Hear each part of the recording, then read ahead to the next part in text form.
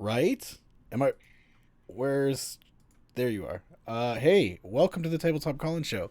I am Adam Bell. This is Jeremy Gage. We're here to talk about games and living our best lives and Jeremy's seemingly empty mug. Please, sir, can I have some more? I would give you more, but alas, we are, I don't know, a couple hundred miles apart, something like that. Yeah, I'm Adam Bell. Find me on Twitter at AdamyBell. Find my games at adamybell.games. Find my videos at youtube.adamybell.games. That's cool. What's up, Jeremy? Tell people about you. Hey everyone, I'm Jeremy Gage. You can find me at JeremyGage5 over on Twitter, or you can also find me at Draw Your Dice Pod over on Twitter for the Draw Your Dice podcast show, where I interview indie tabletop designers about their insights so that you too can create amazing games, and so that I can eventually create amazing games one day, or help with games-related things. You are creating them now. You just, release Yes, this whole I'm just different thing. bad at getting them done. Well, yeah. Who isn't? You said it. So. I said it? Yeah, I said it? I'm insulting you? Yeah. Is what you're putting that on me? No, I'm not putting anything on you that you didn't already say. This isn't It's healthy. the subtext. We're watching a lot of The Crown. Everything is subtext. This isn't very healthy, I don't think. It seems like maybe you're coming in here with a bad day and you're pinning that on me. No, and not I at don't all. appreciate that. Never, not one time. I'll give you a kiss on the cheek. One's in the chat if you want me to give Adam a kiss on the cheek. Can I do polls now? This is officially an affiliated channel. Congratulations to Adam, because Adam's putting in the extra work to stream and shit like that. So sure. Everyone twos in the chat for Adam for congratulations. Ones if you want to see a smooch on Adam's cheek sometime in the future. I still don't really know what it means. Let's get started.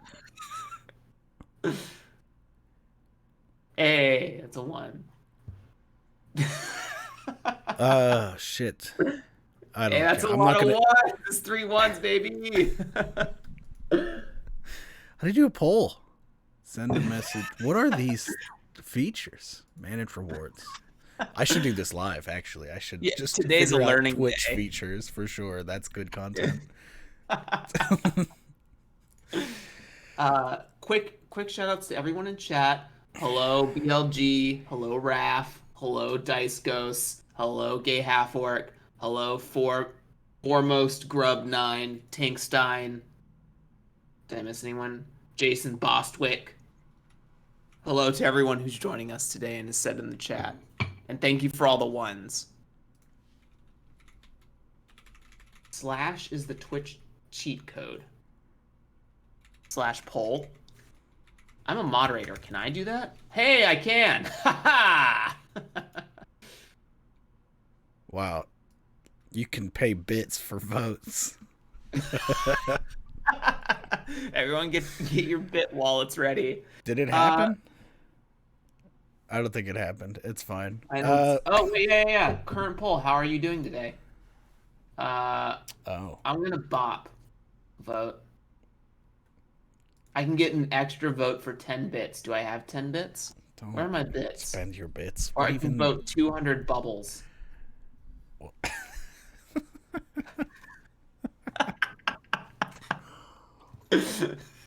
Okay. Welcome to the first Monday of the month. Have you played any games or anything recently, Jeremy? What are we talking about today?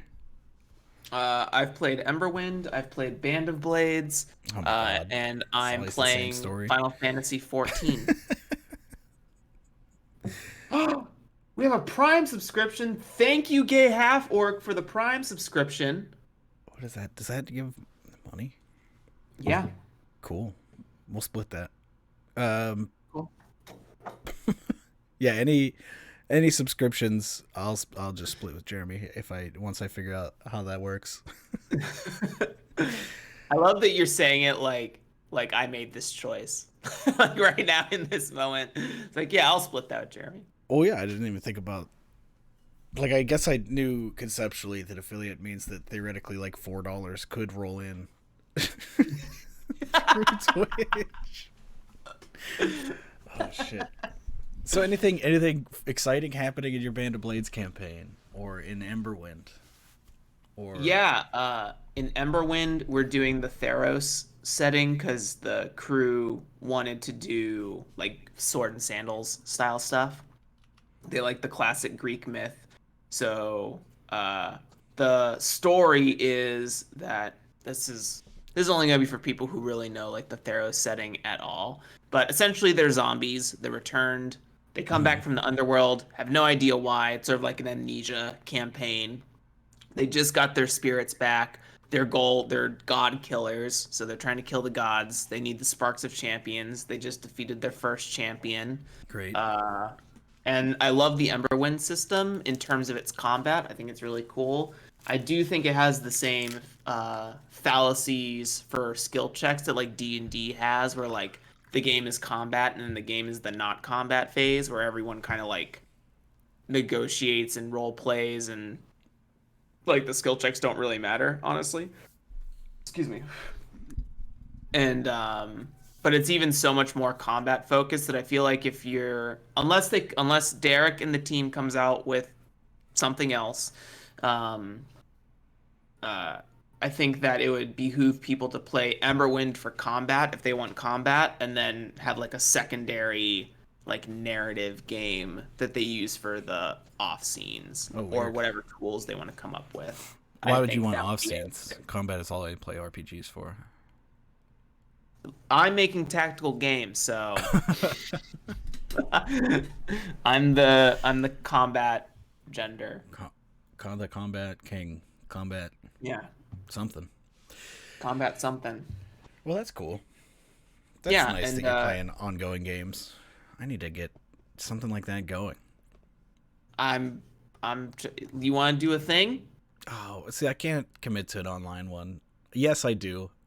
The answer is yes, I do. But I know historically that even if I say yes, I'm not going to ever want to do it consistently.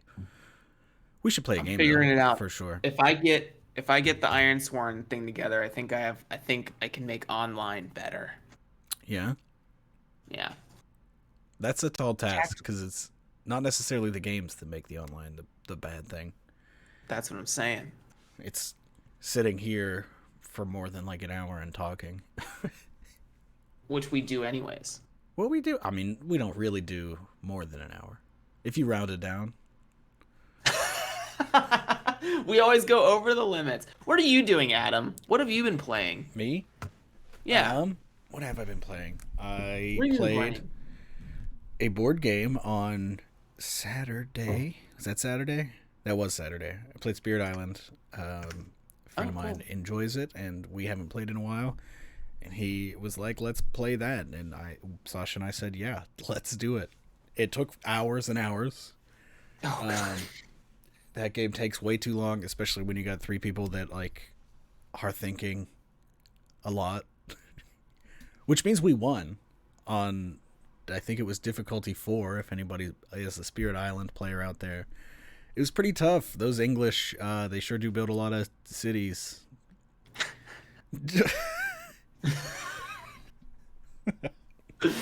Otherwise, yesterday I played The Golf System by Aaron Lim, which is kind of a shitpost of a game, but Sasha and I went out to our local disc golf course to make an actual play video of The Golf System. That's amazing. So look out for me playing disc golf for your entertainment soon, and hopefully you like it, because it was fun. It was a good time. But that's a segue into, this past week I decided that in December, yet again, I would try to make a video every day, and I've been kind of doing that. Go check them out. I don't have much else to say. Go check them out. Go check them out. People seem to enjoy them. That's always nice to see. Appreciate the support. I'm sure people in the chat are the people that are telling me that it's nice.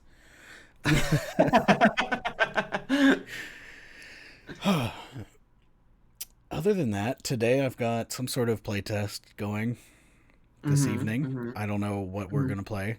I just know that I texted some friends that had previously said, yeah, we would love to play test something. And I was like, do you want to do that? And they said, yeah, Monday. And I said, okay. And then we didn't clarify which one we're playtesting. So Monday.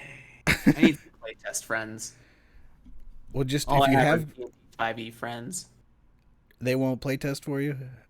Because I found at least It's harder to get them corralled if I'm like, hey, I have some stuff I want to playtest. Like, ooh, maybe.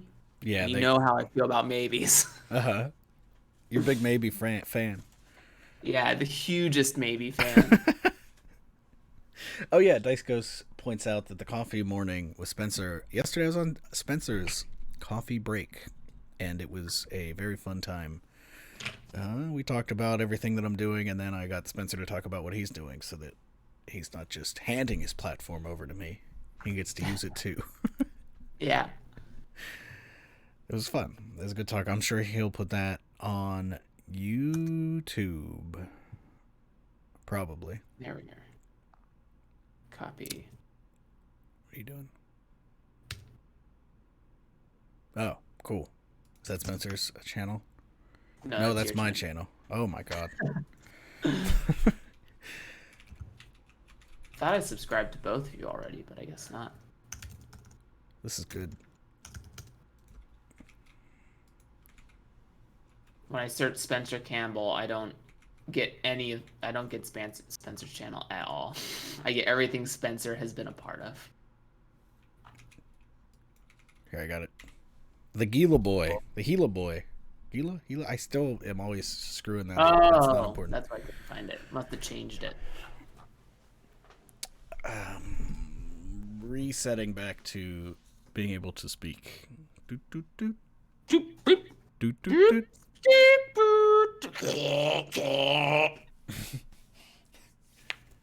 Those are your AOL noises. You can soundboard that for free. It's copyright free. Someone sample that and TikTok it. Get us out there. Come on, Jeremy. What? You sound like an old man. someone TikTok it. Get that little audio clip out on the Chicken Talks. Should we talk about something? I've been working on a game. You told me to Yeah? hold that thought earlier. Oh yeah. You were about to start telling me stuff off mic, Yeah. and it's that's. I didn't know if it'd be good stuff because I'm always talking about a game. Well, people keep showing up, so I mean,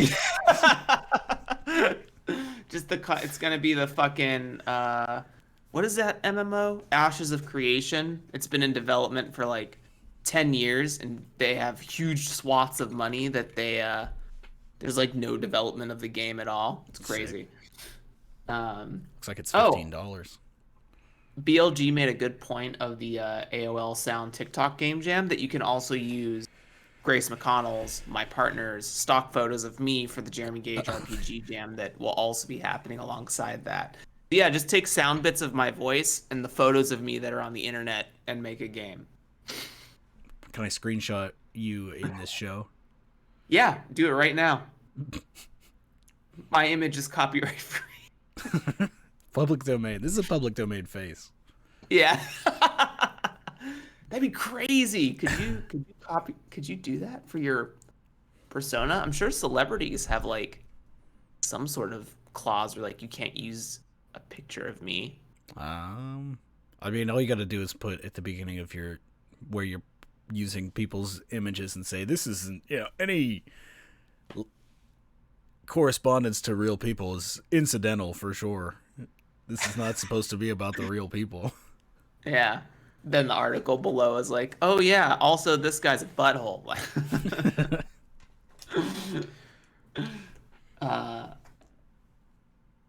Yeah, so always working on Emerald Dive, always unhappy with the previous design, but I think I'm really happy with this design.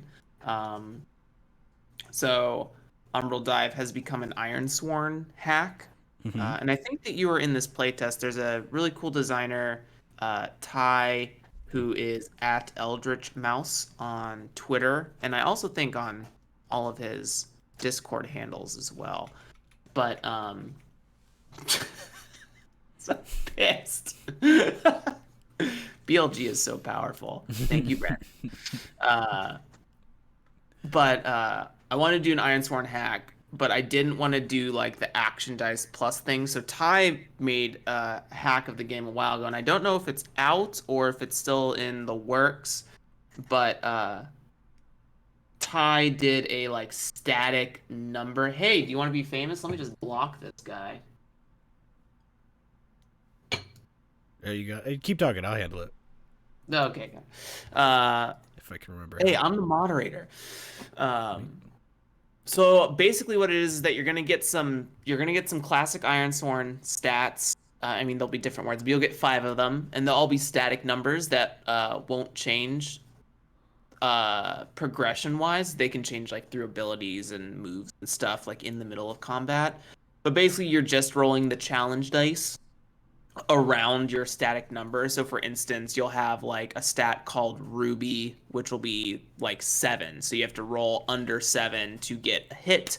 And if you get no dice under, it's a miss. If people are not familiar with the Ironsworn system, 2 dice above that number is a miss. 1 dice under that number is a partial success or a weak hit, and then both dice under that number is a strong hit or a full success.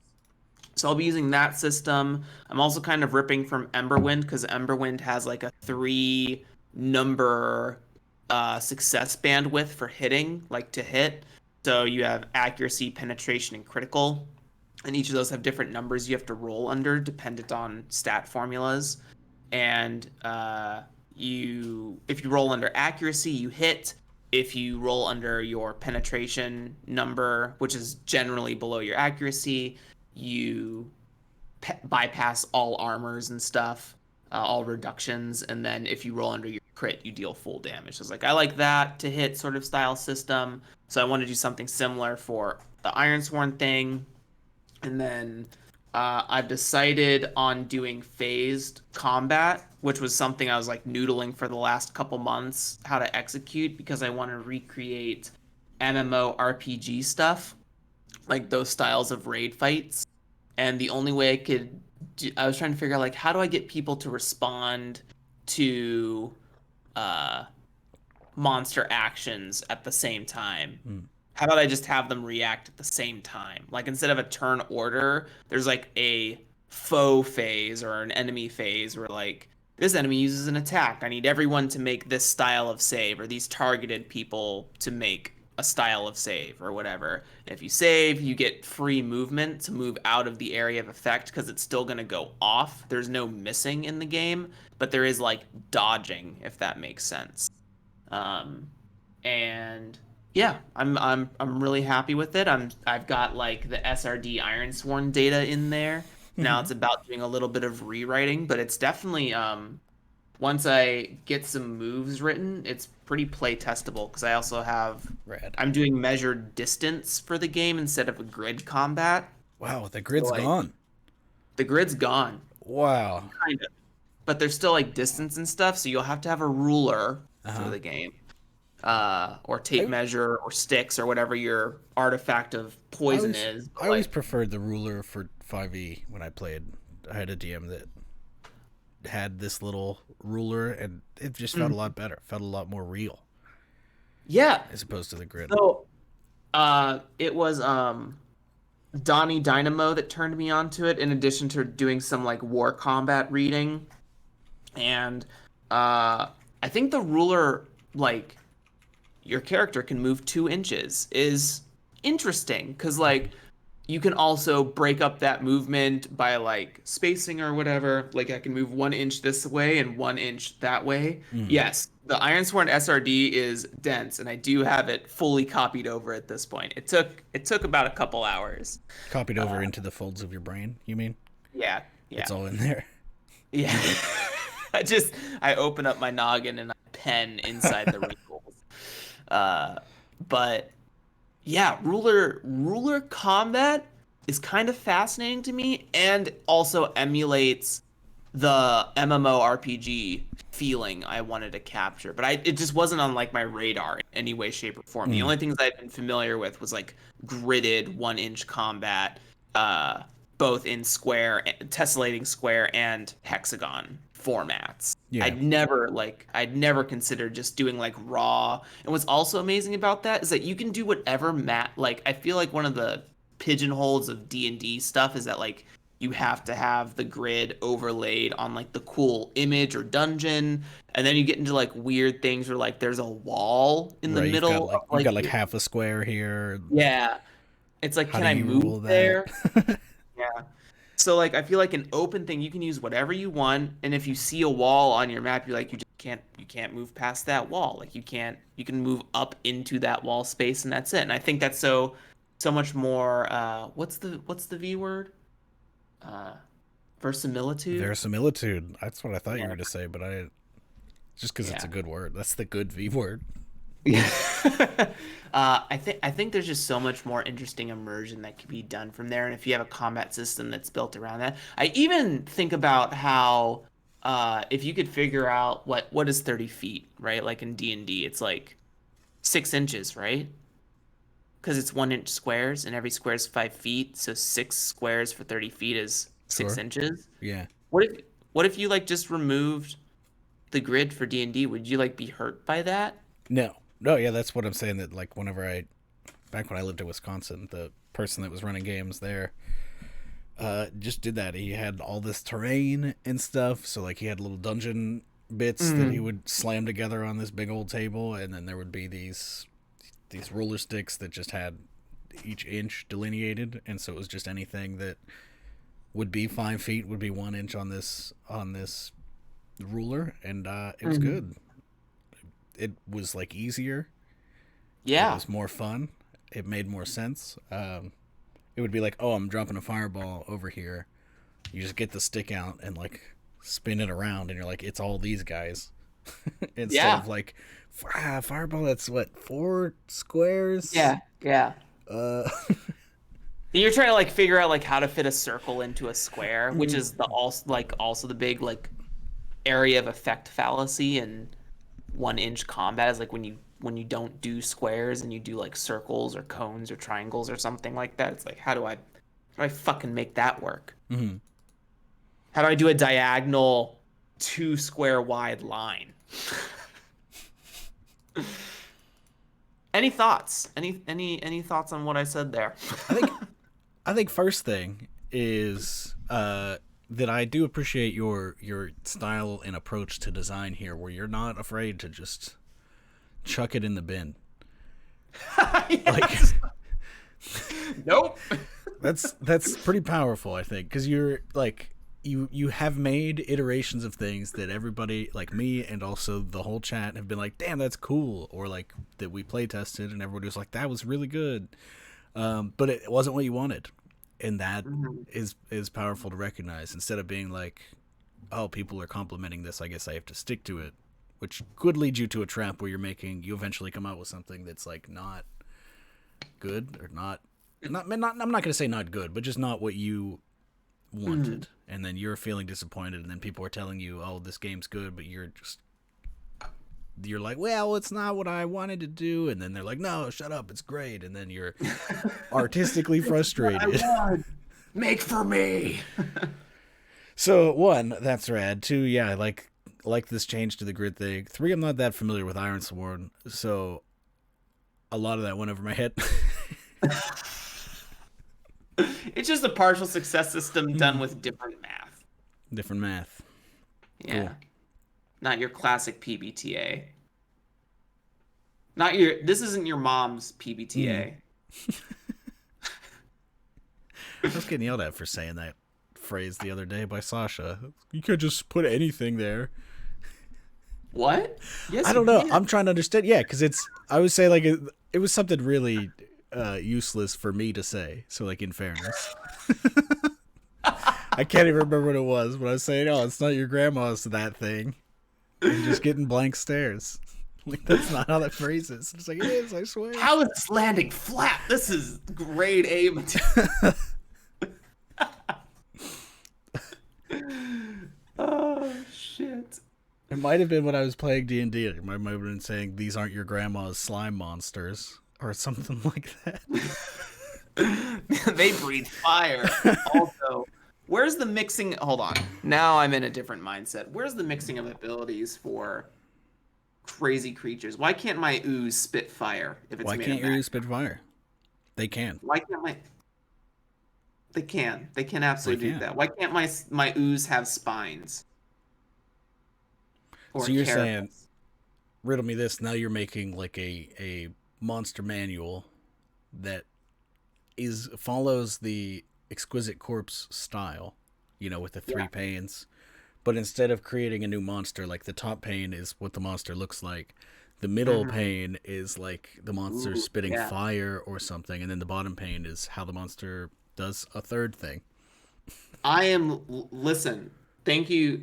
First of all, Casual Joker. Yeah, grid combat feels. I love that you're about it. I love that you're about the no grid. Thanks for shouting it out, John, as well. Harass Grandma Slime Monster. But for BLG, yeah, I think with the Ironsworn is very known for like D100 Oracles table, and I'm gonna lean pretty heavily into like having procedural dungeons, like using some of the Ironsworn Delve supplement stuff, as well as like doing a monster.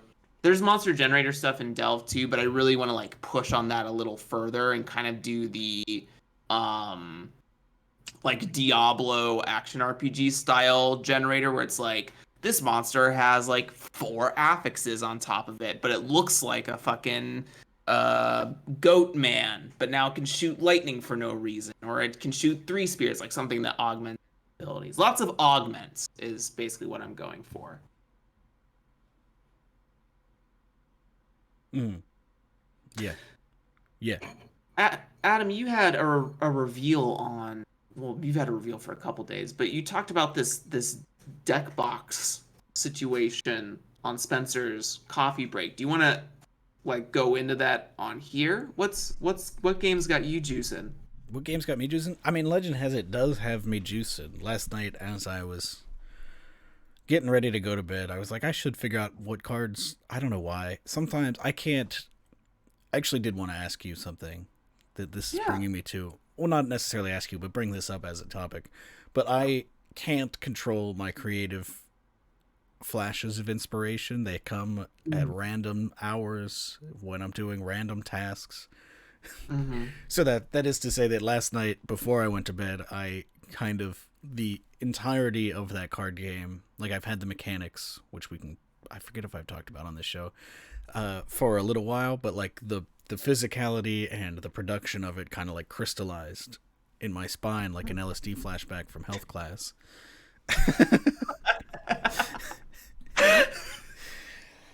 um, and so yeah, I'm kind of juicing on it.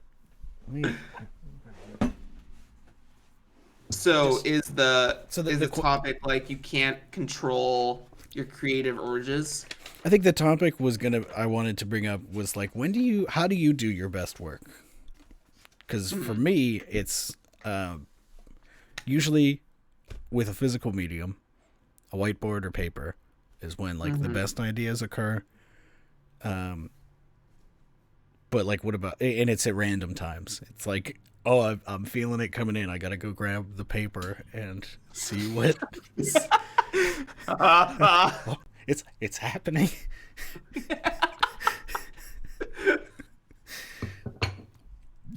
Is I can that just is like that see similar your for you? face, dude.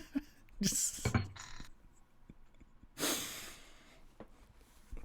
So yeah, it was like after I had showered last night that started. So I grabbed a notebook and then went and got in bed and laid out the entire card game. Where is it? There. Here. Like this is all the cards that are going to be in it and some additional ideas. Yeah, and it's the kind of thing that I was hoping I would kind of prevent whenever I started doing this full time. Mm-hmm. I like was hoping like, yes, I'll just work during the day, in the morning, Mm-hmm. maybe in the afternoon, and then be Mm-hmm. free of it in the evening. Mm-hmm. But it's that for me just doesn't seem to be doable. So like Never happens. what I've instead done is I don't really work that much during the day, unless I'm juicing, as we Mm-hmm. say. Mm-hmm. um, Hashtag Jason. so it's kind of like a weird work structure where I'm never working, but I'm also always working, and it feels like it's going to be more. Um, what are the words? It's going to require more active effort for me to like not burn myself out because I'm not Mm-hmm. scheduling the time and I'm not scheduling like the time off. You got any tips? Slash, what do you do? I have so many tips about this. So many. Um, so first off, to everyone commenting about the shower and gotta write it in, do you like for real talks? Get like a laminated white piece of paper, find a way to like hook it up in your bathroom, and get a dry erase marker. And if you have an idea, I'm serious. I do it. I have a little thing in like I'll be sitting in the shower, just kind of like resting my whole existence, Mm, and then something will hit me and I'll just write it on the thing real quick and then nice. continue. Like my theta waves are active, dude. Your You theta can't let your waves. theta waves go to waste. No, I mean I did say after the shower, but it definitely the thoughts appeared in the shower, and I just Yes. held on to them until I got It's out. because it's so meditative to be Mm, under like warm water, like massaging your skin. mm, You're like, oh God, I'm relaxed and ideas are flowing. Um, this is actually the sort of like side advice that I have, and this may not work, but uh, on Twitter, I did a poll of like some articles on right, and one of them was to do an article about how Blue Period has kind of re-inspired my game design process. And that's an anime, right? uh, yes, this is an anime. For anyone who doesn't know, Blue Period is an anime about a, uh, I think, high school kid who discovers his love for art out of like nowhere in his senior year, and like all bets off, dives into it because he loves it and doesn't like want to do the safe bet anymore. Um, and throughout the show's pretty cool because it does the thing that like Queen's Gambit didn't do, which was like teach you about the thing this character is interested in as you're like taking the journey with him. So he has a bunch of mentors that are like, hey, try these things out when you're like working on your piece. Have you considered like composition or portrayal, or have you considered your materials? Bunch of like really cool terminology things that pop up, or like ideas of how to apply those at a basic level. Mm, And so, um, two things that I was thinking of is that one, in the show, they are encouraged to have a sketchbook with them. And whenever they have an idea for something compositionally or for a piece they're working on, they should open the sketchbook and sketch out an idea. I was like, okay, so like, what if I had a game sketchbook? And just like a place digitally or physically where like I can just jot down really fast, or Google if like Keep. something's really like grabbing me uh intensely, like the ideas just won't stop flowing off of this Mm, single progenitor idea, I'll take like a whole page and like sketch out like, oh, is this like what I want a health bar to look like? How would that interact with like some other things? Write down like some questions for myself, and then when I'm done like parsing that out for my brain, and I guess the main like topic of this is have a space for like brain dump immediately, but do it so that you're not working on it, right? Like I think something that we fear is that the inspiration will leave us, but if you can mm, put sort of those like progenitor ideas and leave some questions for yourself for future like Adam or future viewer. right. um, Get yourself back into like set up a seed that gets you back into the current mindset that you're in, so that you can Correct. jump in there at a time that you're Yeah. like ready. Because the thing, I think there's always like this fear of like the work will leave you, but it's actually quite the Mm-hmm. opposite. The work will always be there for you when you come back to it. So long But as if you have it yeah, placed. if you set it up, like if it Yeah. the ideas will like you might lose them or you might forget them if you don't slam them into something. Mm-hmm. Mm-hmm. Yeah, And you so have yeah, to that's slam them somewhere. I think that's Your the brain is not good for storage. It's good for no. thinking. It's not good for storage. I think that's the good, or that's the thing that I am in wanting to avoid is like a different type of burnout that would come from me just saying, no, I just all I do is like during the workday, which I guess is a Hmm. fake concept, so I'm not surprised that I've discarded it. Um, because if I were to restrict all game thought to just then, like there might be this like I had an idea yesterday, but I pushed it away, and now I'm Hmm. getting this separate type of burnout from like struggling to force ideas to happen when I don't have the inspiration, and Hmm. shunting them away when I do, and like being unsatisfied with whatever I end up coming up with. Hmm. I want to Hmm. avoid that, and I think what you're saying, I do already kind of do that, but not like as a conscious, purposeful choice, and Yeah. not with those questions. So I think that's a good thing to think about. Because yeah, I have a Google Keep. I have Google Keep on my phone, and every time I have ideas and I don't have paper or time, I just kind of slam Hmm. them in there. Or if I'm like watching TV, that's sort of adjacent to whatever I'm designing. So if I'm watching a royal court show or something, or if I'm watching rich people being shitty, and I see something, I'm like, oh, I gotta make that happen in my game. I Hmm. just stick it in I my phone.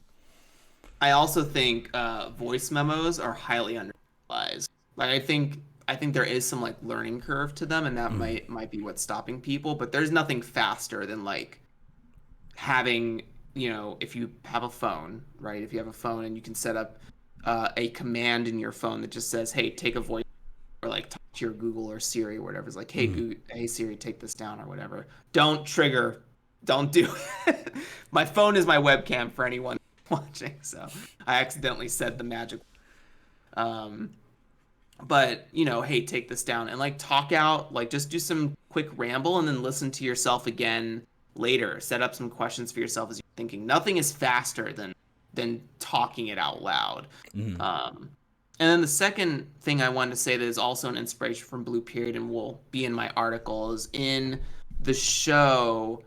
Uh, the protagonist Yaguchi, Yadara Yaguchi, uh, is a It's lot of their Gucci. focus work is still lives, and basically you're like setting up a model space and then you're drawing the light and the moment and all this stuff like right in front of you. Right now, I could this microphone or my webcam, and I think about how to apply like still life practice to game design, and we do already sort of like have term for it, which is hacking. Like hacking would be a consideration for still lives.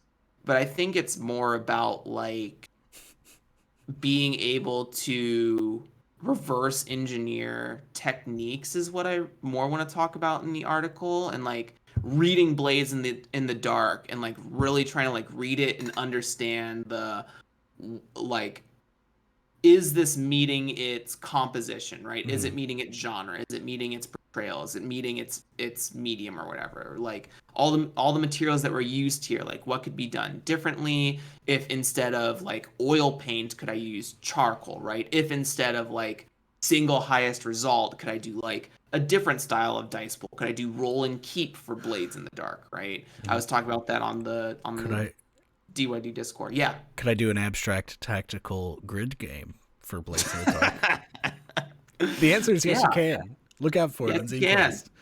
Yeah. Zine Quest 2022. Quick plug. But like I think the subject of like studying still life, because it's such a practice to visual art from the rip, Mm. and how can we apply that same sort of like art practice in like practice reverse engineering, because then I think it also cements how different game theory skills are applied to your designs, or that you're gonna come to a space where like then the hacking is like the making your own thing, still life stuff like you. I think i think people already do it. What I'm trying to say is like people already do it. They're already doing the iron Sword blades in the dark hack, PBTA hack, D&D hacks, like all those things are already happening. Mm. But I think what I'm looking for is more intention behind like why was this used, here, right? It's even like in some of the episodes they copy other works, Mm-hmm. and the main protagonist has like a few moments of analyzing a piece by I think Van Gogh. I can't remember quite. Um, but the episode was sort of talking about how the piece is training the eye to focus in or frame on something more particular. So like there are all these different colored flowers that like to the amateur eye look random, like oh they just put a bunch of dots on the bottom of this piece. Mm-hmm. But if you really examine it, like there is a sort of like connective the terminology I'll use here is like constellation to those flowers, just to draw your eye to the specific like center guiding line of the whole piece. Like it's intentional. It's not an accident. Those flowers are in the places that they're in. But a lot of people can kind of make that assumption of like, oh, they just sort of like did art and put it on the canvas. But there's intentionality behind all of those techniques. So I think just intentionality of engineering into the hacking process is something I'm really interested in exploring as a process.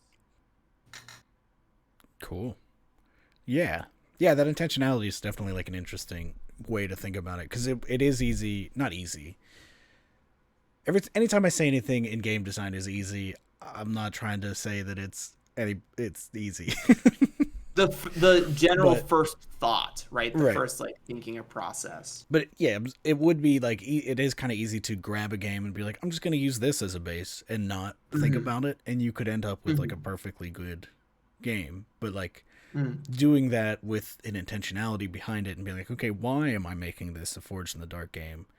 I think Mm-hmm. can lead you to some very cool places. So like I think a game that I haven't played in a while, but and isn't I guess fully out, but Beam Saber is an example that I Mm-hmm. think Austin Ramsey definitely intentionally looked at Blades in the Dark and said like, why am I making this into a mech game, and what how do each of these individual pieces of this game turn into a mech game? And I think he did like a really good job on that, because the mechs use the same like framework as regular characters, but like feel much different, and Mm-hmm.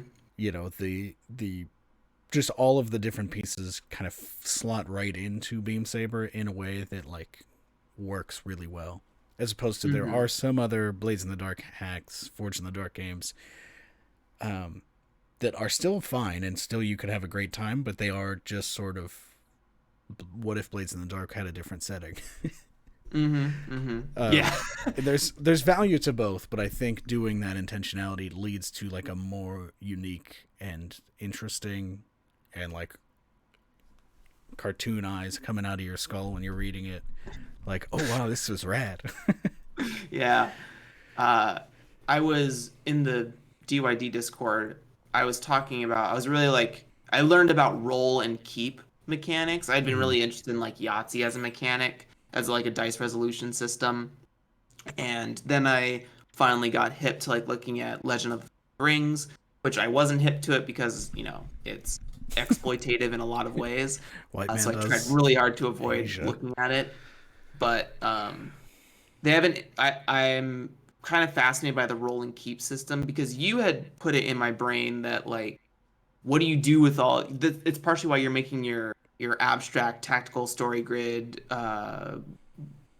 token palooza game system supplement, uh, and Token uh, Palooza. you're like you wanted to use all of those dice, right? Like you Hmm. build up this dice pool in Blades in the Dark, and you're only looking for the single highest result, and none of those other dice matter unless they happen to all be sixes. So I was thinking like, because some things I personally don't like as a style of Blades of the Dark is the negotiation of position and effect, because I think that like really lengthens the play space of the game because you're Mm-hmm. like, I want to use skirmish. Here's my offerings. Ooh, now I don't want to use.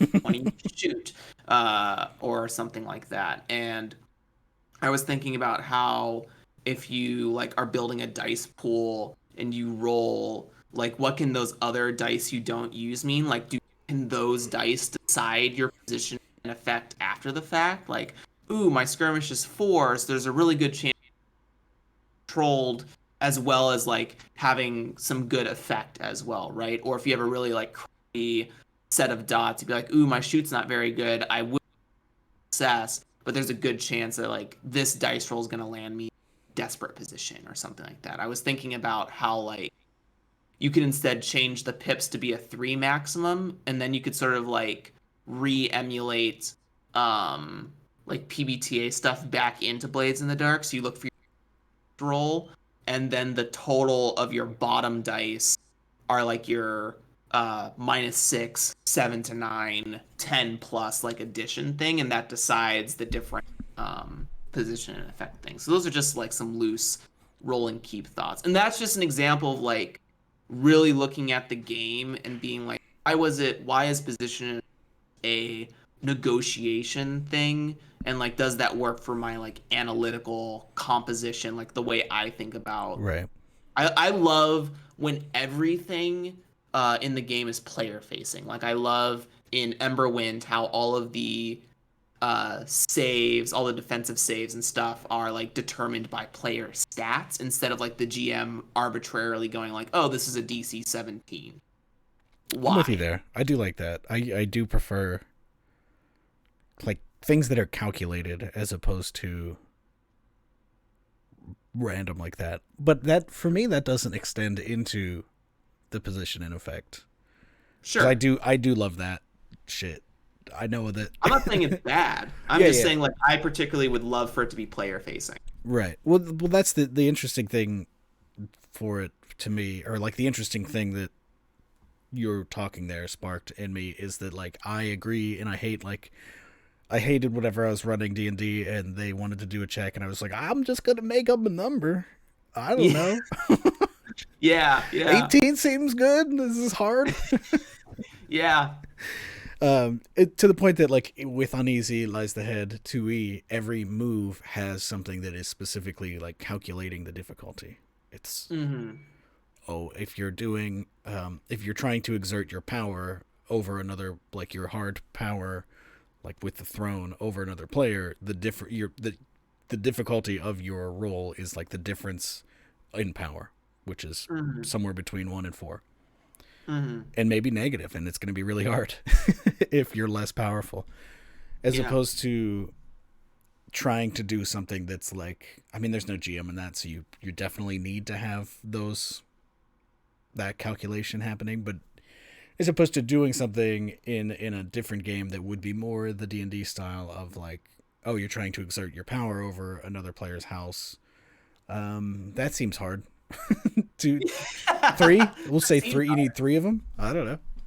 And it's also like it's also the I think this also slightly touches on the GM is God sort of Mm. discourse conversation as well, because those sorts of non-player facing designs, you could like a player could have like a 6 stealth, right? But you Mm. might still say like the DC is 28 because Yeah. you as the GM know that they have like magical wards or something, and the players just didn't get that information. You're sort of like putting a your some GMs will like put the bamboozle into Whoa. the DC, but they've not communicated that in any way to players. Right. There's no like risk decision being made So then here. the player's like, You're like saying, I I want you to fall into the trap. right. The player's like, oh, I rolled a 23. Surely that's good enough. And then Yeah. the GM cackles like a little monster.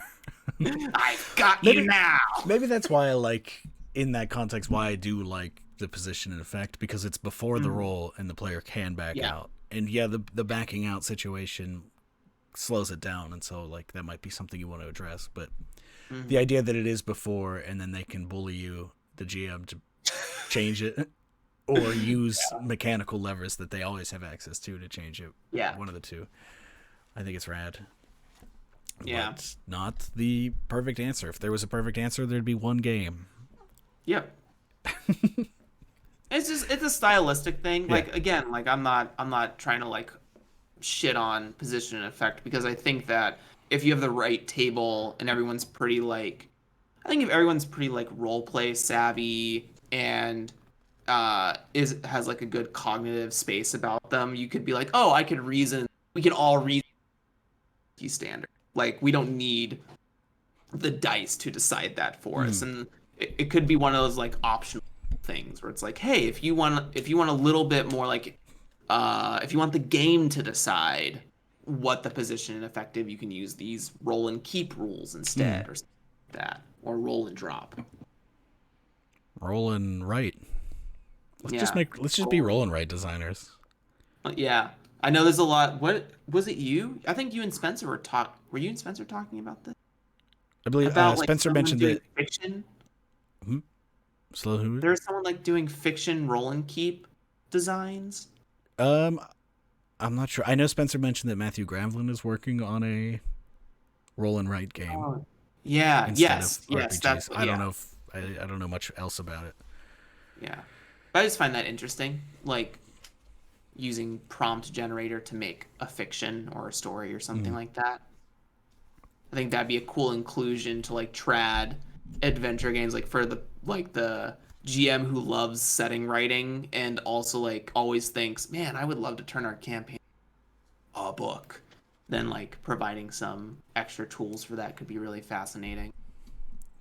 So let's go back to what started this conversation real quick. Because you just said, I'd love to turn our campaign into a book. What if you turned your book into, well, not a campaign, but a story? That's what this outline of a game is all about. Look at that. Oh, yeah. You want me to hold it? Because I guess you need to see it on the stream. I don't know. I saw it. I got it. Yeah. Look at these cards. I was happy that instead of trying to like slam these into Designer, I just wrote them down so I knew exactly what I was putting out there. Crazy? I don't know if you put this together, but I feel like that's a product of when you're trying to do the Among Us thing. Oh, it's definitely similar. Yeah. Here's a little secret about me and cards. I'm always trying to draw lines that connect to other cards. It's my aesthetic. I just found on this shelf behind me, there's a box of a game that I remember thinking about, but I don't remember doing as much design as in that box, and it just says Pigeon Game Design Materials. Let me just say, there's a lot of cards in there that have lines that connect to other cards. And it was that I should go back to that game. It's a board game about. You have 3 other games to finish. I know. You have 3 other games. I have 5 other games to finish. Come on. It was a board game about. It was like a little card game where you play as pigeons that are trying to craft their perfect day. That's pretty good. That's a pretty good tagline. I'm not gonna lie. It's great. You'd have a lot of people salivating at the mouth for a game like that. So I think the cards were squares. I was trying to piece it together when I was pulling it out and remember what the hell I did.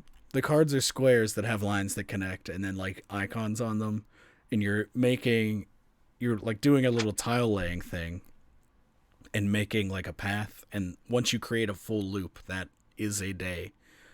And if it crosses enough different icons or encloses enough icons, then it's a perfect day, maybe.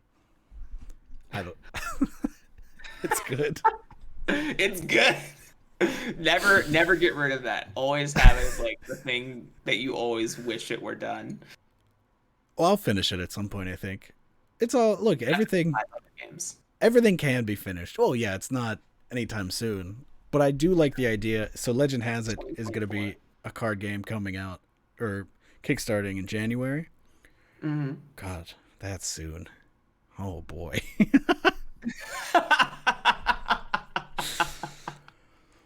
But I do like the idea of doing a small run card game every year. Mm-hmm. Just as like a little way to. I think you and Spencer were talking about card games right at the end, and I was playing. I played Dungeon Mayhem for the first time like last week, and I think I love Magic the Gathering. Like I like the card game, but I recognize its like super inaccessibility to new players. Like the learning curve is so steep, and all the errata rules and shit. And not only that, but you get fucking buttholes that come in with their net decks or top 8 decks, and like, I have my cool 3-color artifact deck that I just sort of want to play with, and this guy's like, I'm red deck, burn, win in 3 turns. Jesus Christ. Like, that's not a good experience. No. I I have think- met people that like thought about playing Magic and ran into that and will never touch a card game again. I think a well-designed cube could Yeah, be an yeah, approachable Magic Yeah. the Gathering experience. But, you know, to the listener Yep. out there that hasn't played Magic, I don't think you need to approach it. Nope. No. Is it a very interestingly designed card game? Yes. Is it a toxic pile of sludge and capitalist exploitation? Also, yes. Steer yes. clear. There are other cool card games. Yeah, I think so I played Dungeon Mayhem, and it was the Monsters edition, but I'm really like fascinated by set deck games, which kind of like equal the playing field. It's like you basically take a deck that is a class, and then you sort of like play a competitive game using those, and it's got replayability through like the different players that you could have around your table, the different combination of decks that are in play when you're playing the game. I think about like that Keyforge game that's like semi-popular. I know they keep pumping out new like procedurally generated decks, but I like Keyforge. I'll speak for Keyforge. I don't like hear of two. I know you have like a Keyforge on your shelf or something like that, right? You have like a couple Keyforge, don't you? I mean, I have a handful of decks from like the first set before Fantasy Flight fired a bunch of RPG people for no reason, and I stopped buying their products. Yeah, but it's stuff like that. There's a game called Dice Thrones that I'm really interested in that has like a set deck sort of thing and Yahtzee mechanics. So yeah, I think there's really something interesting about like short run card games that kind of increase accessibility by being like, oh, I love aggro play. This is the aggro class. There may be only like 2 other aggro classes, and then like I just have to play around my weakness stuff or like knowing what my opponent's cards are. I don't know. I just think the learning curve can like plateau out sooner. I think there would still be a steep learning curve in like learning all the different set decks or something like that and how they interact with each other. But I think an important thing for approachability of a card game like that, while also maintaining fun long-term play, is a low skill floor but a high skill ceiling. Yeah. So it's easy to like get in there and you're fiddling around, but like there's so much room to improve and get better that you know, if you do play somebody who's really good and they're using a good deck and also trying their hardest, you're gonna get squashed. Yeah, if they're making that. That's the sound clip of the fucking 3-turn red deck wins. You activated my trap card. I play Pot of Greed. It is 12 Which is why p.m. Yu-Gi-Oh is Yu-Gi-Oh did not make it, friends. Yu-Gi-Oh did not survive as a game. It's still there. I don't know what you mean by it didn't survive. People still play. It doesn't Yu-Gi-Oh. have like a good competitive scene anymore. because when the deck is such like a combo system that like the second someone starts their turn is gonna go for a really long time. And it's not interactable. You're kind of goofed. Sounds fun. Sounds like a blast. Not at all. My only real experience with playing the actual card game of Yu-Gi-Oh is a couple of kids on my bus played it when I was in high school. They played it on the bus, and I was just like, "That's cool. I don't own that, so I'm not joining." Yeah, but I'll Neighborhood watch you. kids. Yeah, I mean, I didn't really watch either. I just kind of like acknowledged it and moved on with my day. The only time I ever played Yu-Gi-Oh was on my. Anyway, this has been the Tabletop. Yeah, what the fuck are we doing here at the end? This has been the Tabletop Call-In Show, talk show edition. Next week is a call-in show. I know it feels like it's been a long time, but that's because it has, and that's what happens when there are 5 weeks in a month. Blame the fucking weirdo Romans that made all the months different shape. Time is an illusion. So this has been fun. I've had a good time. Jeremy's doing some good sword play. Star Wars kid style. Back in the old days, they used to bully kids that did that. And I'm saying that a bad thing. What happened to Star Wars kid? He's having a nice time waving his sword in his garage. What am I talking about? I've been Adam Bell.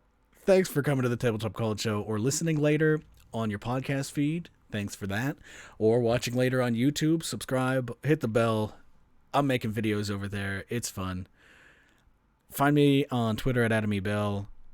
Find me on itch at adamebell.games. Find me on YouTube at youtube.adamebell.games. Funny how I did that. Jeremy, talk about the Draw Your Dice podcast real quick and your Twitter and whatever the fuck else. At JeremyH5 over on Twitter. At Draw Your Dice Pod over on Twitter. Draw Your Dice Podcast. Look out for Umbral Dive or more bullshit I talk about. Articles are coming. Subscribe to this channel. Yeah. Thank you again to John for the Prime subscription. Thank you to everyone who joined us today to hang out and chat alongside us. Yeah. Thank you. Thank you. This counts as my video that I've made today for my video a day. So suck that. Don't expect more. Although I will be editing that the disc golf thing. So tune in later. Watch me play disc golf while playing an RPG because Aaron Lim is a very funny person that makes fun games and good serious games. Check out Aaron's work. Okay, bye. Bye.